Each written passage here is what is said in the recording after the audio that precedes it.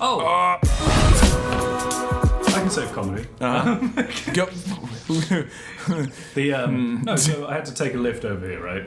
And in my experience, Lyft, 75% of the time, has been amazing. Okay. Because the people who drive you, They're really cool. really interesting. Yeah. So today, on the ride over here, I get in the car, and the guy's listening. He's like, "Oh, hey, you're Jack, right?" And I'm like, "Yeah, okay." So I'm like, that's usually how it goes. So then he drives off, and then he puts on his music in his little thing, and it's a hip hop artist. I don't know who it is. So I just go, "Oh, who is this?" And he goes, "Oh, it's AB Soul." And I'm like, "I've never heard of him." And he goes, "Oh," and then he just goes, "Yeah." He quotes he quotes the magician that was in the box art of Sgt. Pepper's Lonely Hearts Club Band. What? Like Crowley. I can't remember his first name. He quotes the music. Yeah, and he quotes his religion. Like, I'm super into the Illuminati, like studying them, and he just goes off. And the whole drive over here was just him lecturing me on how energy can be any physical manifestation that we conjure it to be, because our perception of reality is how we will it. So he's like, take currency for instance. Like, you hand me $1. Well, I mean, you don't because you do it online. But you earn dollars through an expenditure of your own energy. And he's like, therefore, currency is energy. And I'm sat there going, okay. I was just like, all right. And I was just encouraging him to just keep talking. I was like, oh, really? That's really interesting. Because it was. I was just like, he just kept going. Just kept going. And he's like, oh yeah, like, study, like, dark, like, witchcraft, like, did you know, like, the Shriners? What? And he goes into an in-depth history of the Shriners. And then he tells me all about the, what are they called? The Freemasons? And like the origins of their architecture. Yeah. And how they built it to be a duality. So he said it's a duality. So you walk in, and on the right is a pillar. And it has like a moon on it. And on the left is a pillar. And it has the sun on it. And it's supposed to represent that you need, like, the dichotomy of life. Like, we have 2 hands. We have 2 feet. You know what I'm saying? And I go, in my mind, because I'm a smart ass, my brain was like, well, it could also be because you need 2 things to hold up the roof. But I mean, I might be wrong, I'm not an architect. You could maybe do it with 1. Yeah. But then it would have to be in the middle of the room. I don't know. So then he just keeps going, and all the way up till he dropped me off outside your door. He was like, oh, you should read this book. It's called The Book of Law. And apparently he took his wife to the top of an Egyptian pyramid. You feel the rage, don't you? Took to the top of the Egyptian pyramid and they did a ritual or something, so she was hearing whispers. So this magician took her to a museum in Egypt, or Cairo, sorry. Egypt is the country. Oh. And he had her point out which gods were whispering to her in her dreams. And so she took him to exhibit 666. And it was the 3 gods to represent the inner circle, the outer circle, and then all that lies beyond. This is my Lyft ride. And I'm just like, this is awesome. Keep going, man. I want to hear more. Oh God. Did he ask you to come inside my house after you were done? Yeah, I let him in. Actually, he's around here somewhere. Hey, I think he's under your bed. Because I live in a cul-de-sac, so I have a feeling he probably saw that circle and was like, oh my God. He's like, are you by chance, I don't fucking know, gonna eat a donut inside his house, inside the... Right? The 3 gods! Does it have 2 circles inside the circle? I got the impression, though, that he was just interested in it. He didn't actually follow it. Oh, sure. So, because he was all like, it's just interesting to think about, Yeah. I was like, yeah, knowledge is power. And he goes, yeah, knowledge is power. He's like, don't believe in any one thing, man. Like, be open and receptive to what others tell you, right? And I'm like, yeah, sure. Yeah, whatever. Yeah, I was like, good for you, man. That's sick, though, but, no, apparently Led Zeppelin were believers in his religion, as were Iron Maiden and Black Sabbath. Like, Black Sabbath actually has a song called Mr. Crowley. Oh, yeah. Yeah, that's the guy I'm talking about, the magician. Yeah.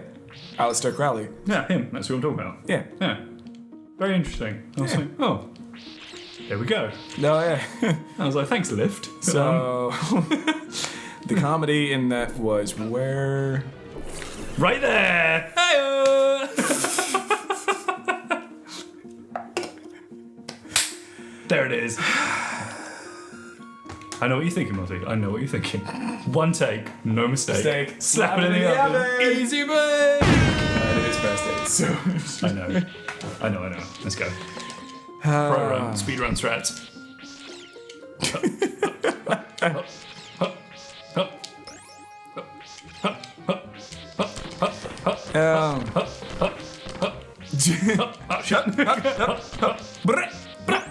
I never actually heard anyone just randomly talk to me about that. And only in Lyft. Yeah. All the Ubers I've ever taken are miserable as shit. So miserable. And I don't even like talking all the time. Sometimes I want to be quiet, but they're just so mean. I know, I want like a funny Lyft or Uber story. Honestly. Lyft is the best. It's like I've just heard so many of them, and like every Uber or Lyft I've ever taken, it's just been like a really plain Jane or plain Joe. I keep seeing people saying stuff about like, Uber drivers just want to like, go in the restaurant with them, or something like that, Mm-hmm. or like the dude gets a little bit too much in depth about like his ex-wife or something like that, or like, he forgets that he has to go pick up his kid from school. And so, like, the Uber driver has to take a detour to school to get his kid. Oh, I've never had one of those. Or something like that. I've heard of, like, the drunk Uber drivers. Drunk Uber drivers? I've heard of those. Oh, well, where I work, it serves beer. And, so, yeah, we had an accident. So we had an accident outside because one of the Uber drivers was drunk. Yeah. That sucks. Like, you're trying to do the right thing and... Oh, you Uber driver. Fuck you up. Catch it. Catch you with my crutch. Hey. What? Trying to not catch it. Pro strats. Tried not to catch it, but he caught it anyway. Look at that. I ain't gonna see that anywhere.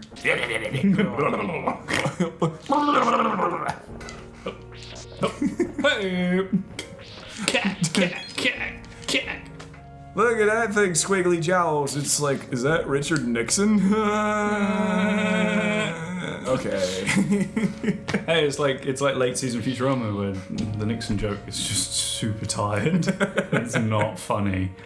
It was only ever funny that one time when he first showed up. Mm-hmm. That was it. So the difference is, I knew that wasn't funny.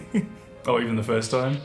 Not Futurama. No, the Nixon joke that I just made. Yeah, so you knew it wasn't. Yeah. Oh, that reminds me. I didn't finish my Castlevania video game parody starring Mark Mothersbaugh, I think.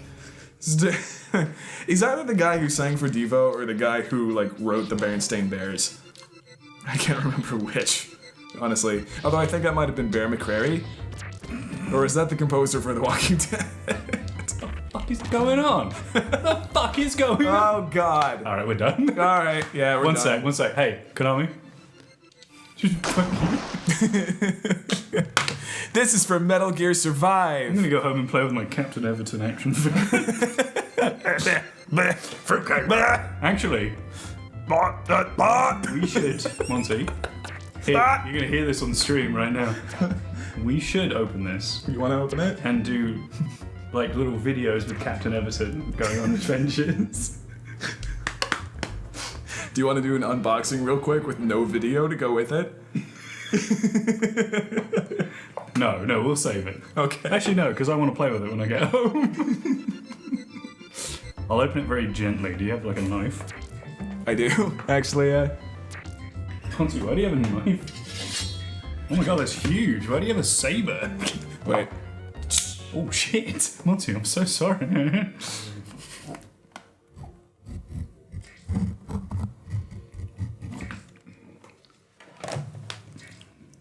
I'm cutting into the packaging. Cutting into the packaging very carefully. Oh, it's so tense, I don't want to. I slipped. Okay, very carefully. You gotta bring the Seymour. No, Jack, you're being too wild with that knife. Stop. Got a purchase. He's made it through the top half of the box. He's being very careful. A thrilling listen. As if he decides to. That being said, Monty, I congratulate you on keeping your knife in really good order. I have never been this kind of anxious opening an action figure in my life. If it's in anything less than mint condition. I know, no one's gonna rebuy it. I've killed the resale value. Oh shit! Who's gonna buy my Captain Everton action figure? Damn it, Monty. Oh. There we go. That's a professional opening right there. Ooh. Oh, look at that quality. It's rubber! Ooh. Oh, really? Oh my god. Oh, it's not an actual torso. It's I not thought it just- was a swappable torso. Oh. It's a coat. Oh, that's even cooler. That you just put over his mangled torso. Yeah. Look, and that's why he's got his little diaper flap. It's his incontinence pouch. Faster! Oh no! Oh no, because his arms are supposed to come off. We got it. Oh. You put the coat on over his arms. Oh! Look at that! So you get him in his coat, put on his incontinence. Wait. No! Wait. I have to do more awful cell phone video. What happened to his incontinence pouch? What? It came off. Oh shit. Oh, it's just a piece of tape. Okay. So maybe it's supposed to come off. So what do I do with his Oh incontinence yeah, pouch? no, I'm sure it is. What do I do with his incontinence pouch? Wait. It's a bib! No, watch. You take his head off. Watch. Observe this genius. Look at this toy design. So before you put the coat on, you put the bib down. Observe. Super sick coat on over it, right? Priorities, Jack. Remember, he still has to eat that fruitcake. He does have to eat that food. Faster! See? Yes. See, and then you put his actual Captain Everton head on. Don't try me, mister! See? And then you put his Everton arms on.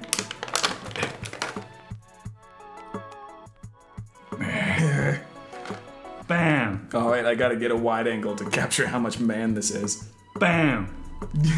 Fist bump. Yeah. Good man. Then you gotta give him his sick AK, which he never uses in the film.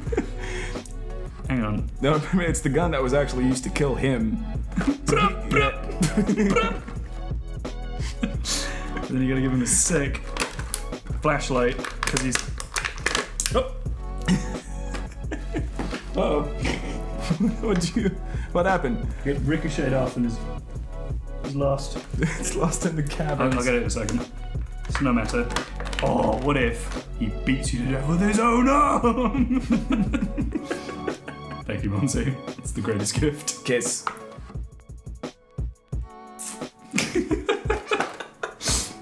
So now we have a mascot to cut to like live action footage for. Yeah.